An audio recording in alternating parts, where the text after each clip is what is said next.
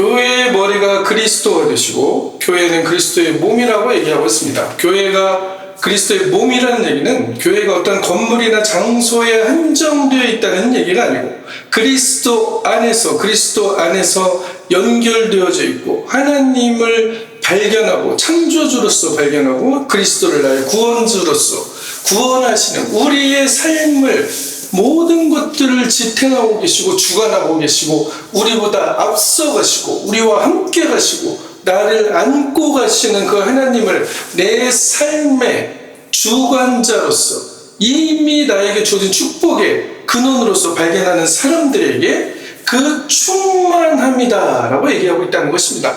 만물 안에서 만물을 충만하게 하시는, 만물 밖에서가 아니고 만물 안에서 이 모든 하나님이 창조하신 모든 만물, 인간을 포함한 모든 만물 안에서 그 만물들을 충만하게 하신다. 무엇으로 충만하게 하시냐?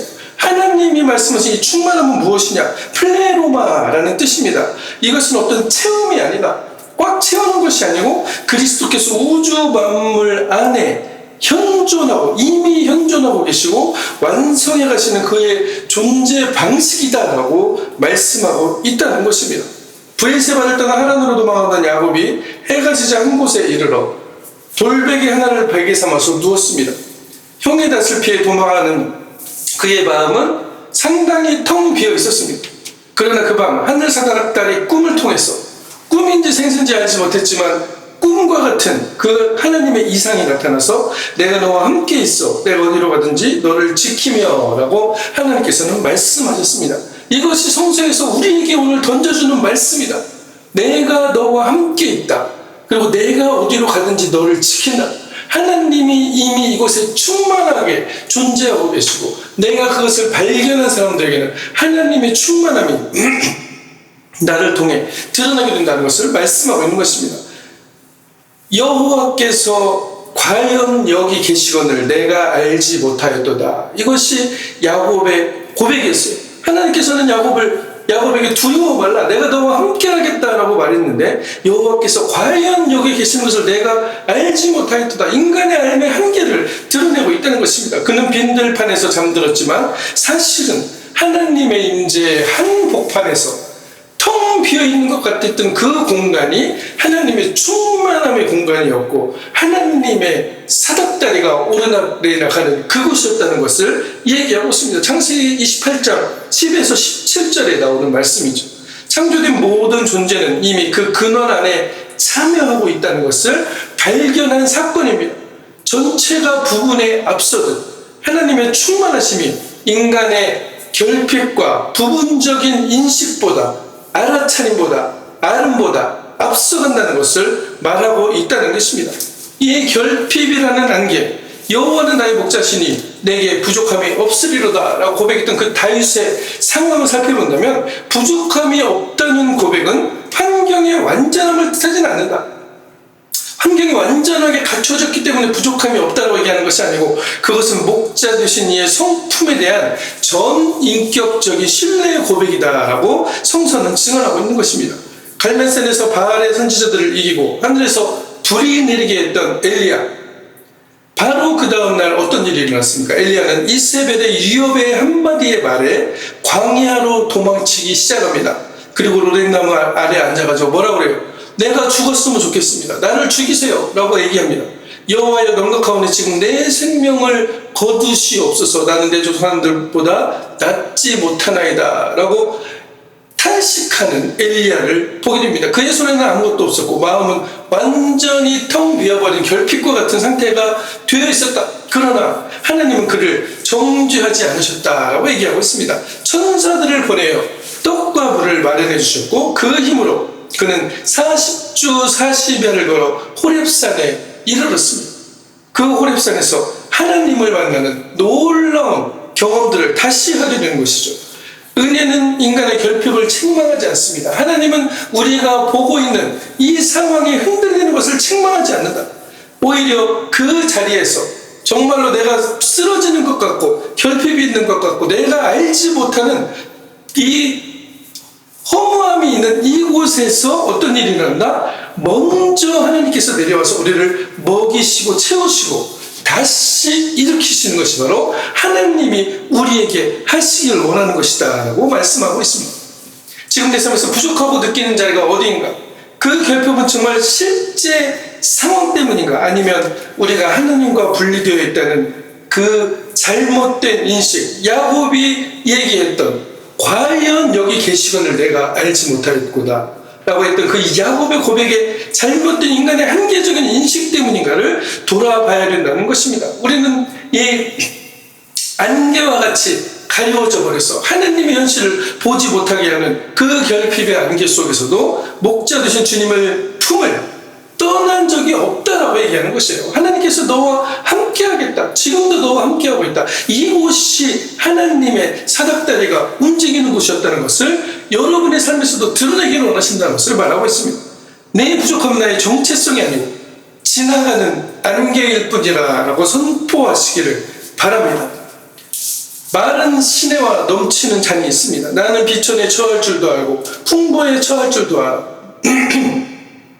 모든 일, 곧 배부름과 배고픔과 풍부와 궁핍에도 처할 줄 아는 일체의 비결을 배워노라 라고 빌립보서 4장 12절에 사도 바울은 고백하고 있습니다. 바울의 이 자족이라는 것은 무엇이냐?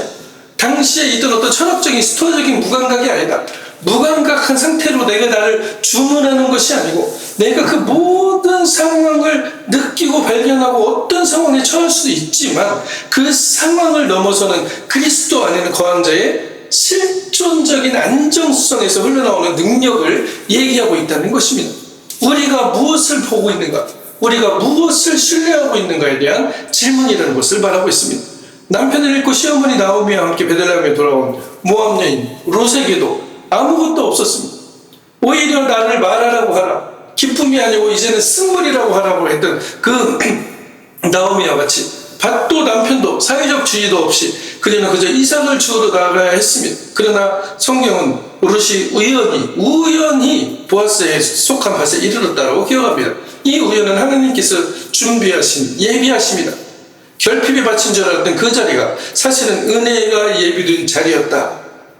그녀의 빈손은 곧 보리와 이삭으로 그리고 훗날 다윗의 계보로 채워지게 되는 사건이 룻기 1장 16절에서 22장 1절에 3절에 기록되어 있습니다.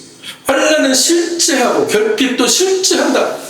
우리의 현실에서 실제하는 것이다. 그러나 우리의 현실이 실제하는 그 실제 위에 하나님의 넘치는 은혜라는 또 다른 실제가 동시에 존재하고 있다는 것을 기억하시길 바랍니다.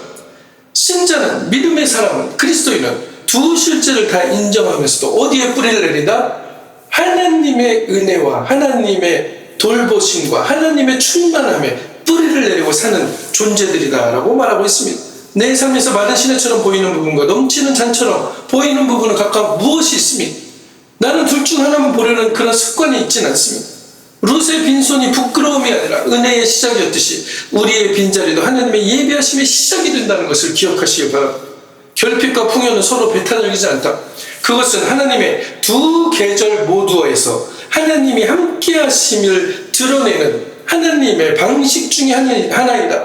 그러므로 여러분 선포하시길 바랍니다. 나는 결핍의 계절에도 풍요의 계절에도 흔들리지 않는 자족의 비밀을 알아가고 배워갑니다. 내가 서 있는 이 밭은 우연한 밭이 아니고 내가 서 있는 이 땅은 우연한 땅이 아니고 내가 지금 살고 있는 이 집은 우연이 아니고 하나님이 예비하신 은혜의 자리임을 선포하시길 바랍니다. 한 물방울이 있었습니다. 이 물방울이 착각을 해요. 바위 위에서 물방울이 작은 물방울이 주위를 돌아보니까 바위밖에 없어요. 그 바위를 보면서 나는 곧 말라 죽을 거네. 이거 물방울 점점 작아지고 나는 어떻게 될까? 분리된 자아의 두려움 속에 휩싸여 있었습니다. 그러나 성서는 뭐라고 얘기합니까? 우리가 어떤 존재라고 얘기합니까? 나는 포도나무요 너희는 가지라. 그가 내 안에 내가 그 안에 거하면 사람이 열매를 많이 맺나니 나를 떠나서 너희가 아무것도 할 수 없습니다 라고 요한복음 15장 5절에 말씀하고 있습니다. 가지가 나무로부터 분리되었다고 상상하는 그 순간에 그 상상 자체가 이미 죽음의 시작이고 결핍의 시작이고 실제로부터 단절된 그 이전에 단절되었던 믿음이 먼저 열매를 마르게 한다는 것을 이야기하고 있습니다. 예수님이 포도나무 우리가 가지라면 우리는 그 나무에 연결되어 있는 존재들이다. 미디안의 압제하에 포도주 틀에 숨어서 밀을 타작하던 기드온이 있었습니다. 여호와의 사자가 나타나 큰 용사여 여호와께서 너와 함께 하시도다라고 불렀습니다. 왜 그를 큰 용사여라고 불렀습니까? 하나님이 함께하는 것을 다시 발견하기 위해서, 다시 알아차리기 위해서 그에게 큰 용사여라고 불렀다는 것입니다. 하나님이 보실 때 우리에게는 큰 용사여라는 자격이 있다. 그 정체성을 우리에게 이미 주셨다. 기드온은 즉시 반박했습니다. 오 주여, 나의 집은 므낫세 중에 키 작고 내 아버지 집에서 가장 작은 자니이다. 그는 이미 두려움과 자기 부족감이라는 렌즈로 자신을 보고 있었다. 그러나 하나님의 응답은 그의 자기 평가를 정정하진 않으셨다. 다만 내가 반드시 너와 함께 하리라 라는 것을 재확인시키셨다는 것을 기억하시길 바랍니다. 인간의 마음은 우상의 제조 공장이라고 칼빈은 말했습니다. 그 우상 중 가장 교묘한 것이 무엇이냐? 자기 스스로 충분하지 않다고 믿는 두려움에서 태어난 자기 의의 우상이다 라고 말하고 있습니다. 나는 부족하다고 얘기하는 것을 나의 의로 여기면서 살아가 하나님 앞에서 그것이 오히려 우상이고 교만이 될 수 있다. 내가 부족하다고 여기는 것, 내가 하나님으로부터 단절되어 있다라고 얘기하는 그 정체성을 가지고 하나님을 신앙한다고 하면서 하나님의 일을 한다고 한다면 내가 나를 위해서, 나의 결핍을 채우기 위해서 하나님을 사용하는 신앙의 수준밖에 되지 않는다는 것을 얘기한다는 것입니다. 하나님은 어떤 신앙의 존재를 우리에게 바라보기로 하느냐, 어떤 정체성을 갖기로 하느냐. 내게 부족함이 없으리로다. 여호와가 나의 목자시니, 예수님이 나의 나무이시니, 우리는 가지로서 당연히 나무로부터 공급받으면서 살아가는 존재이다라는 것을 다시 발견하는 정체성을 주시기를 원하신다. 큰 용사여, 하나님이 너와 함께 하신다. 나는 언제나 나 자신을 부족한 존재로 규정하는 습관에 빠져 있습니다. 이것을 겸손이라고 착각하면서 자기 의로 삼는 신앙은 있지 않는다. 그 규정은 하나님이 나를 보시는 방식과 얼마나 다른가. 하나님이 나를 보시는 방식으로 우리가 선포하며 나아가야 한다. 가지가 붙어있듯이, 나무에 붙어있듯이 가지의 느낌이 아니고 나무에 붙듯임에 달려있다는 것을 기억하시고, 분리된 물방울이 아니고 우리는 포도나무에 붙어있는 가지이고, 이 물방울은 사실은 어디서 왔어요? 바닷가에 그 바위에 올라있던 그 물방울은 뭐예요? 사실은 바다라는 것입니다. 바다가 마르지 않는데 자신이 마를 거라고 스스로 걱정하고 두려워하고 자기 스스로 내가 바다로부터 분리되어 있다라고 이야기하고 믿는다는 것입니다. 그 믿음이 현실이 되어준다. 나의 두려움은 나의 정체성을 결정하지 못한다. 오직 그리스도 안에 있음이, 가지로서 나무에 붙어 있음이, 물방울로서 바다와 하나님이 나의 정체성을 결정한다는 것을 기억하시기 바랍니다. 만물이 그에게서 창조되되 하나님 하늘과 땅에서 보이는 것들과 보이지 않는 것들과 혹은 왕권들이나 주권들이나 통치자들이나 권세들이나 만물이 다 그로 말미암고 그를 위하여 창조되었고 그가 만물보다 먼저 계시고 만물이 그 안에 함께 섰느니라 라고 골로새서 1장 16절에 17절에 말씀하고 있습니다. 만물이 그 안에 함께 서 있느니라. 만물이 그 안에 함께 선다는 것은 우주가 그리스도로부터 독립된 부품들의 집합이 아니고 그분 안에서 결속된 하나의 살아있는 통일체라는 것을 말하고 있다는 것입니다. 우리의 삶의 모든 과정들이, 내 안에 있는 생품들까지도, 내 안에 있는 양자와 전자와 광자까지도 하나님께서 주시는 힘과 능력으로 기동하며 살아간다. 모세가 죽은 후 홀로 이스라엘을 이끌어야 했던 여호수아에게 하나님은 반복하며 말씀하셨습니다. 내가 모세와 함께 있던 것 같이 너와 함께 있겠다. 내가 너를 떠나지 않고 버리지 않고 강하고 담대하더라고 여호수아에게 하나님은 선포하셨습니다. 자신이 새롭게 무언가를 만들어내야 되는 것이 아니다. 이미 존재하는 임재 안으로 걸어 들어간다면, 하나님이 이미 부어주신 그 임재 안으로 내가 걸어 들어간다면 그것이 바로 전부이다라는 것을 여호수아에게 하나님은 알려주셨다는 것입니다. 요단강을 건너기 전에도 여리고성 앞에서도 그는 늘 이미 함께 하시는 분과 함께 걸었다라고 여호수아서 1장 5절에서 9절에 증거하고 있습니다. 영혼이 하나님을 찾아 나서는 여정처럼 보이는 그것은 내가 하나님을 찾아 나서는 여성이 아니다. 사실 영혼이 이미 하나님 안에 있다는 것을 깨달아가는 과정이다, 여정이다 라고 얘기하고 있습니다. 그것이 바로 인생의 순례길이다. 물방울은 바다를 찾아 헤맬 필요가 없다. 이미 바다가 안에 있기 때문이죠. 나는 하나님을 찾아야 될 대상으로만 여기고 있지 않습니다. 누군가 하나님을 통해서 무언가를 구해야만 하는 대상으로 여기고 있지는 않습니다. 이미 그분 안에 거하고 있다는 사실을 깨닫는다면 오늘 내 삶은 어떻게 달라지겠습니까? 여호수아가 새로운 임재를 만들어낼 필요가 없었듯 당신도 이미 우리도 이미 이 임재 안으로 걸어 들어가기만 하면 된다는 것입니다. 우리의 정렬은 무엇이냐? 우리가 하나님께 대한 조율은 무엇이냐? 바로 없던 것을 만드는 것이 아니고 이미 하나님이 만들어서 그 법칙 안으로 걸어 들어가는 것, 그 존재 안으로 걸어 들어가는 것, 그 안에서 확신하며 누리며 살아가는 것, 이 방식을 알아차리는 것이다. 나는 만물이 그 안에 함께 서 있는 그 견고한 통일체 속에 함께 존재하고 있습니다 라고 선포하시길 바랍니다. 나는 바다를 찾아 헤매는 물방울이 아니고 이미 바다 안에 있는 존재입니다 라고 선포하시기를 바랍니다. 이는 만물이 주에게서 나오고 주로 말미암고 주에게로 돌아가미라. 그에게 영광이 세세 있을지어다. 아멘. 로마서 11장 36절에 말씀하고 있습니다. 주에게서 말미암고 돌아간다. 에게서 말미암고 돌아간다. 이 전치사 엑, 디아, 에이스, 이 세 개의 전치사로 시작과 과정과 목적 모두가 하나님이시라는 이 삼중 전치사의 축복을 얘기하고 있습니다. 창조 전체의 존재론적인 근거가 오직 하나님 한 분이심을 로마서가 못 받고 있습니다. 주에게서 나오고 엑, 주로 말미암고 디아, 주께로 돌아가면 디아스, 에이스, 자식이 없어 눈물로 서운하며 실로의 성전에서 기도하던 한나는 결핍의 극한에 처해 있었다. 그러나 사무엘을 얻은 후 그녀가 드린 기도는 단순한 감사가 아니라 존재 전체의 선언이었다는 것을 기억하시길 바랍니다.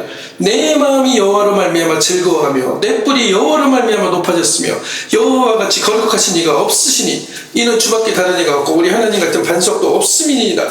결핍에서 시작된 그녀의 여정은 결국 만물의 구원 되신 그분께로 돌아가는 찬양으로 완성이 되었다. 여호와로 말미암아라는 찬양으로 완성이 되었다. 사무엘상 1장 10절에 11절, 2장 1절에서 2절에 기록되어 있습니다. 사랑하는 영혼이 하나님께 나아가는 것은 낯선 곳으로 여행이 아니고 원래 있던 고향으로 돌아가는 귀한 길이다, 순례길이다 라고 얘기하고 있습니다.